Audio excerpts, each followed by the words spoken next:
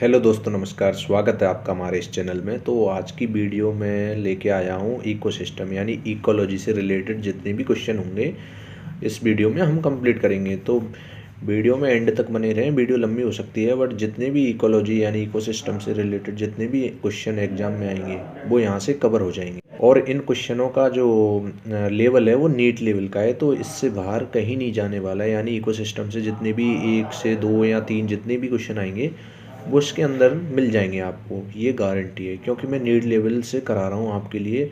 तो वीडियो बड़ी हेल्पफुल होने वाली है। जो लैब अटेंडेंट एग्जाम है यानी एनबीए से रिलेटेड जो भी साइंस से रिलेटेड क्वेश्चन आएगा वो इकोलॉजी से जितने भी क्वेश्चन आएंगे वो इस वीडियो में मिल जाएंगे। तो चलिए वीडियो को स्टार्ट करते हैं। इसमें पहला क्वेश्चन कह रहा है कि एंडेमिक पादप हैं। एंडेमिक पादप क्या होती हैं? तो आंसर हो जाएगा क्षेत्र विशेष में ही पाए जाते हैं। एंडेमिक पादप होते हैं वो क्षेत्र विशेष में ही पाए जाते हैं, ना कि विश्वव्यापी होते हैं। ऊंचाइयों पर नहीं पाए जाते, उत्तरी ध्रुव पर नहीं पाए जाते, यानी इसका आंसर क्षेत्र विशेष में ही पाए जाते हैं, ये आंसर हो जाएगा। अब नेक्स्ट क्वेश्चन की बात करते हैं कि अभिष्ट परिस्थिति यानी अनुकूल परिस्थिति को अभिष्ट परिस्थिति बोलते हैं। वे जनसंख्या की वृद्धि को क्या कहते हैं? तो जनसंख्या की वृद्धि को कहते हैं जीवीय विभव। इसका आंसर जीवीय विभव हो जाएगा। नेक्स्ट क्वेश्चन कह रहा है कि किसी समष्टि यानी पॉपुलेशन में अबाधित जनन की क्षमता को क्या कहते हैं? जैव विभव कहते हैं। और नेक्स्ट क्वेश्चन की बात कर लेते हैं कि किसी जाति के सदस्यों के लिए सत्य कथन क्या है? यानी किसी भी जाति के सदस्यों के लिए सत्य कथन क्या है? एक ही निके में रहना, एक ही आवास में रहना, अंतर प्रजनन, विभिन्न भिन्न आवास में रहना। इसका आंसर हो जाएगा ये अंतर प्रजनन। और नेक्स्ट क्वेश्चन की बात कर लेते हैं, जब दो इकोसिस्टम एक दूसरे को आच्छादित यानी ओवरलैप करते हैं तो वह क्षेत्र क्या कहलाता है? इकोटोन कहलाता है। इंपॉर्टेंट क्वेश्चन है गाइस, इनको जरूर से जरूर पढ़ लेना, अच्छे से ध्यान में रखना है।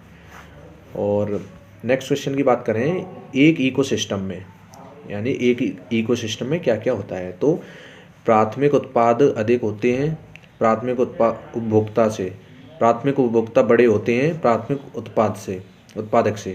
द्वितीय उपभोक्ता बड़े होते हैं प्राथमिक उत्पादक से, और प्राथमिक उपभोक्ता प्राथमिक उत्पादक पर बहुत कम निर्भर होते हैं। तो इसका सही आंसर हो जाएगा प्राथमिक उत्पादक अधिक होते हैं प्राथमिक उपभोक्ता से, ये इसका आंसर हो जाएगा। अब नेक्स्ट क्वेश्चन की बात कर लेते हैं, 2 या 2 से अधिक जातियों के पौधों का समूह कहलाता है, पादप समुदाय कहलाता है। इसका सही आंसर हो जाएगा। नेक्स्ट क्वेश्चन की बात कर लेते हैं कि भोजन, प्रकाश तथा स्थान की सबसे अधिक प्रतिस्पर्धा होती है। भोजन, प्रकाश तथा स्थान की सबसे अधिक प्रतिस्पर्धा होती है एक ही क्षेत्र में उगने वाली समीप से संबंधित जातियों में। इसका सही आंसर हो जाएगा गाइस। नेक्स्ट क्वेश्चन की बात कर लेते हैं, सर्वाधिक सफल पराश्रयी यानी पैरासाइट वे हैं जो कि अपने पोषक को नष्ट नहीं करते। सर्वाधिक सफल पराश्रयी यानी पैरासाइट कौन होते हैं? जो अपने पोषक को नष्ट नहीं करते। नेक्स्ट क्वेश्चन की हम बात कर लेते हैं कि किसी बंजर भूमि पर कौन से पौधे अनुक्रमण प्रारंभ करते हैं? लाइकेन। इसका सही आंसर हो जाएगा, किसी बंजर भूमि पर कौन से पौधे अनुक्रमण प्रारंभ करते हैं? लाइकेन सबसे पहले अनुक्रमण प्रारंभ करते हैं।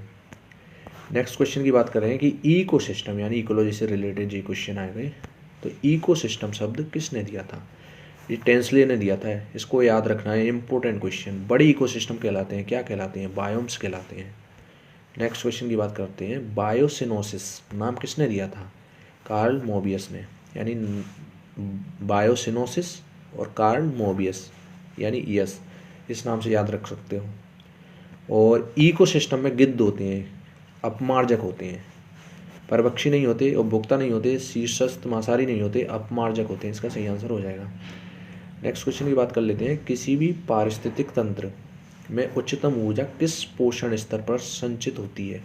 उत्पादक पर। इसका सही आंसर हो जाएगा उत्पादक। और अब नेक्स्ट क्वेश्चन की बात करते हैं कि परितंत्र में ऊर्जा का स्रोत है। परितंत्र यानी इकोसिस्टम में ऊर्जा का स्रोत क्या है? तो सूर्य का प्रकाश से हमें ऊर्जा मिलती है, सबको ही ऊर्जा मिलती है सूर्य के प्रकाश से।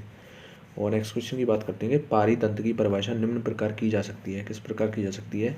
पारितंत्र यानी इकोसिस्टम की, कुछ पौधों व जंतुओं का स्थानीय संघ, पौधों, जंतुओं तथा सूक्ष्म जीवों के विभिन्न समुदाय अपने भौतिक रासायनिक वातावरण के साथ, ही इसका आंसर हो जाएगा।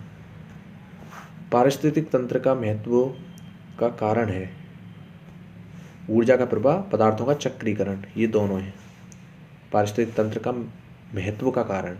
ऊर्जा का प्रवाह भी होता है, पदार्थों का चक्रीकरण भी होता है, इसलिए उपरोक्त दोनों आ जाएगा। नेक्स्ट क्वेश्चन की बात करते हैं कि इकोसिस्टम है। इकोसिस्टम क्या है? कोई क्रियात्मक इकाई जिसमें दिए गए क्षेत्र में पूरा समुदाय अजैविक कारकों के साथ अंतर क्रिया करता हो। इसका ये सही आंसर हो जाएगा गाइस। तो ये इंपॉर्टेंट क्वेश्चन चल रहे हैं सारे के सारे, इनको जरूर से ज़रूर ध्यान रखें। पारिस्थितिक तंत्र प्रकृति की रचना एवं उसके कार्य का प्रतीक है, यह तथ्य किसने स्थापित दिया? ये टेंसले ने दिया था। विश्व का विशालतम पारितंत्र यानी इकोसिस्टम सबसे बड़ा कौन सा है? महासागर। नेक्स्ट क्वेश्चन की बात करें, निम्न में से कौन एक मानव निर्मित कृत्रिम पारिस्थितिक तंत्र है? मानव निर्मित कृत्रिम यानी आर्टिफिशियल पारिस्थितिक तंत्र है। तो मानव निर्मित झील एवं बांध का पारिस्थितिक तंत्र क्षेत्र। ताल है। ताल क्या है? प्राकृतिक पारिस्थितिक तंत्र है ये। कौन सर्वहारी है? इनमें से कौन यानी मेढक, शेर, हिरण में से मानव सर्वहारी है। नेक्स्ट क्वेश्चन की बात करते हैं कि कौन सा जैविक घटक खनिजों के पुनःचक्रण में मुख्य रूप से सहायक होता है? तो अपघटक इसका आंसर हो जाएगा। कौन सा जैविक घटक खनिजों के पुनःचक्रण में मुख्य रूप से सहायक होता है? यानी पुनःचक्रण होता है जब अपघटक इनमें सहायक होता है। पोषण स्तर बनते हैं। पोषण स्तर किससे बनते हैं? खाद्य श्रृंखला में जुड़े जीवों द्वारा पोषण स्तर बनते हैं। नेक्स्ट क्वेश्चन की बात करते हैं, एक पारितंत्र में उत्पादकों का कार्य है। एक पारितंत्र में उत्पादकों का कार्य क्या है? सौर ऊर्जा को रासायनिक ऊर्जा में बदलना। एक पारितंत्र में उत्पादकों का कार्य होता है कि सौर ऊर्जा होती है उसको रासायनिक ऊर्जा में बदलना उत्पादकों का कार्य है। नेक्स्ट क्वेश्चन की बात करते हैं कि जहाँ तक पारिस्थितिक श्रृंखला का संबंध है, मनुष्य है एक उपभोक्ता। और नेक्स्ट क्वेश्चन की हम बात कर लेते हैं कि पौधा खाया जाता है शाकाहारी द्वारा, फिर शाकाहारी को मांसाहारी द्वारा खाया जाता है। ये मिलकर बनाते हैं, क्या बनाते हैं? खाद्य श्रृंखला बनाते हैं। मोर सांप को खाता है। मोर सांप को खाता है। सांप हरे पौधों पर निर्भर कीटों को खाता है। तब मोर क्या है? खाद्य पिरामिड का शिखर है। ये क्वेश्चन अच्छे से समझ में आ गया होगा। और यदि हम पारिस्थितिक तंत्र से अपघटकों को हटा दें तब पारिस्थितिक तंत्र के कार्य भयंकर रूप से प्रभावित होते हैं, क्योंकि खनिजों का प्रवाह रुक जाएगा। यानी खनिजों का जब प्रवाह रुक जाएगा तो पारिस्थितिक तंत्र से अपघटकों को हटा देते हैं, तब पारिस्थितिक तंत्र के कार्य भयंकर रूप से, बिल्कुल खनिजों का प्रवाह रुक जाएगा तो पारिस्थितिक यानी इकोसिस्टम के जो वर्ग हैं वो बहुत ज़्यादा प्रभावित अफेक्टेड होंगे। नेक्स्ट क्वेश्चन की बात कर लेते हैं, पारिस्थितिक तंत्र में ऊर्जा प्रवाह किस रास्ते से होता है? उत्पादक को खाते हैं शाकाहारी, मांसाहारी खाते हैं शाकाहारी को, और अपघटनकर्ता खाते हैं मांसाहारी को। ये इसका सही आंसर हो जाएगा। यानी एक रूट है, ये रूट पूछ सकता है आपको एग्जाम में, इसको ध्यान से पढ़ें और ध्यान से देखें। ऊर्जा के पिरामिड होते हैं, हमेशा सीधे होते हैं ऊर्जा के पिरामिड। ये भी डायरेक्ट क्वेश्चन आ सकता है, इसको जरूर से ज़रूर याद रख लें। अब नेक्स्ट क्वेश्चन की बात कर लेते हैं कि एक पारिस्थितिक तंत्र परिवर्तन का विरोध इसलिए करता है क्योंकि यह स्थापित है समस्थैतिक अवस्था में, यानी समस्थैतिक अवस्था में, इसलिए एक पारिस्थितिक तंत्र परिवर्तन का विरोध करता है। और नेक्स्ट क्वेश्चन की बात करते हैं कि किसी इकोसिस्टम के बारे में क्या सही है? तो ये स्वयं नियंत्रित होता है, ये आत्मनिर्भर है, उच्च मांसाहारी, चरम पोष स्तर स्थिति प्रदर्शित करते हैं। ये तीनों इसके सही आंसर हैं, यानी कि इसका आंसर सभी हो जाएगा। अब नेक्स्ट क्वेश्चन की बात कर लेते हैं, किसी इकोसिस्टम के प्रति इकाई क्षेत्रफल, किसी इकोसिस्टम के प्रति इकाई क्षेत्रफल में सर्वाधिक संख्या में उत्पादक पाए जाते हैं। तालाब में सबसे ज़्यादा उत्पादक पाए जाते हैं, इसका सही आंसर हो जाएगा। कार्बन चक्र में क्रमिक व्यवस्था किस प्रकार है? यानी कि ये भी एक रूट पूछा है। तो उत्पादक, उपभोक्ता, अपघटक, ये भी इम्पोर्टेंट क्वेश्चन है, इसको भी जरूर से ज़रूर ध्यान रख लें, याद कर लें। वेरी इंपॉर्टेंट क्वेश्चन है। कार्बन चक्र में क्रमिक व्यवस्था किस प्रकार है?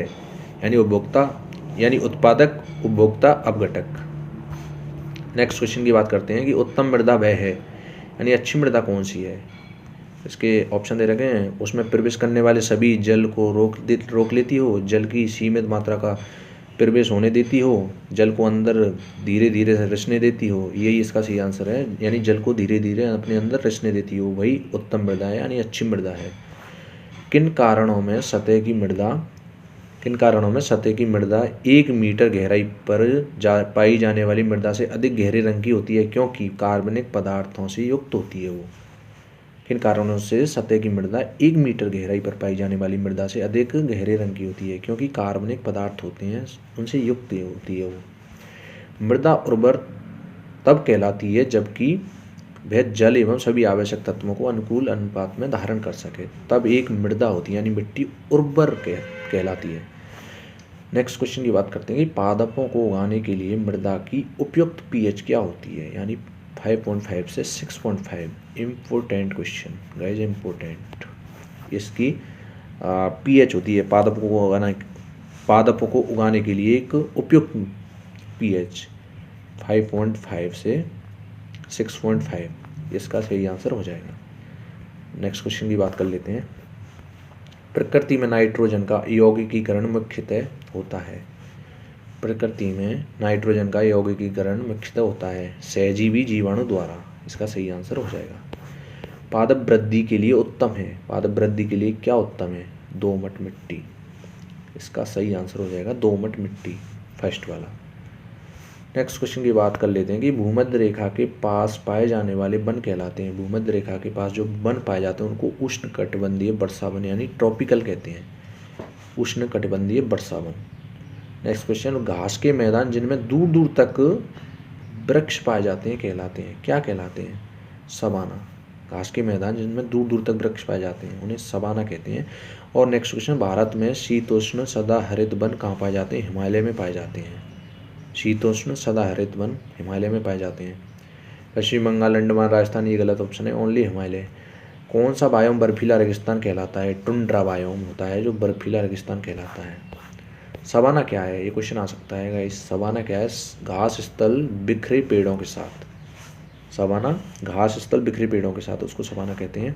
पृथ्वी के समस्त जैविक व अजैविक कारक मिलकर क्या बनाते हैं? जीव मंडल यानी बायोस्फीयर बनाते हैं। पृथ्वी के समस्त जैविक एंड अजैविक कारक मिलकर जीव मंडल बायोस्फीयर बनाते हैं। जीव मंडल शब्द प्रयुक्त होता है पृथ्वी के उस क्षेत्र के लिए जहाँ जीवन स्थल मंडल, जल मंडल, वायुमंडल में। यानी कि जीव मंडल शब्द का प्रयोग कहाँ करते हैं? जिनमें तीनों मंडल हो, जल, स्थल और वायुमंडल, तब हम जीव मंडल का शब्द का यूज करते हैं। हाँ, जीव मंडल किन से बना होता है? ये क्वेश्चन है गाइस, जीव मंडल किन से बना होता है? तो जीव मंडल जीव, स्थल, वायु और जल मंडल, ये इन चारों से मिलकर बना होता है, उसको जीव मंडल कहते हैं। यानी कि स्थल, वायु, जल ये तो आएंगे और जीव भी हों उसमें शामिल, उसी को जीव मंडल कहते हैं। तो गाइज ये थे हमारे कम से कम 50 के करीब क्वेश्चन, बड़े इंपॉर्टेंट थे। और आई होप आपको ये वीडियो पसंद आई होगी और ये क्वेश्चन भी पसंद आए होंगे। तो पसंद आए हो तो वीडियो को ज़रूर से ज़रूर लाइक करें और शेयर करें और सब्सक्राइब भी करें साथ में, जिससे कि मुझे भी मोटिवेशन मिलती रहती है अगर आप मेरे चैनल को लाइक, शेयर, सब्सक्राइब करोगे तो। क्योंकि मैं भी ऐसी वीडियो लाता रहूँगा इस चैनल पर, और उससे आप बेल आइकन भी प्रेस कर देना ताकि आपको नोटिफिकेशन मिलते रहें। तो नेक्स्ट वीडियो में इकोलॉजी से रिलेटेड यानी पॉल्यूशन से रिलेटेड में क्वेश्चन लेके आऊँगा, पॉल्यूशन से रिलेटेड। तो नेक्स्ट वीडियो भी बहुत जल्द आ जाएगी, तो उसमें भी इम्पोर्टेंट क्वेश्चन कराऊंगा मैं। तो इसलिए मैं बोल रहा हूँ चैनल को ज़रूर से ज़रूर सब्सक्राइब कर लें, जिससे कि अगला वीडियो जो भी आएगा आपको नोटिफिकेशन मिल जाएगा। तो चलिए आज के लिए इतना ही, तब तक के लिए जय हिंद, वंदे मातरम। मिलते हैं नेक्स्ट वीडियो में।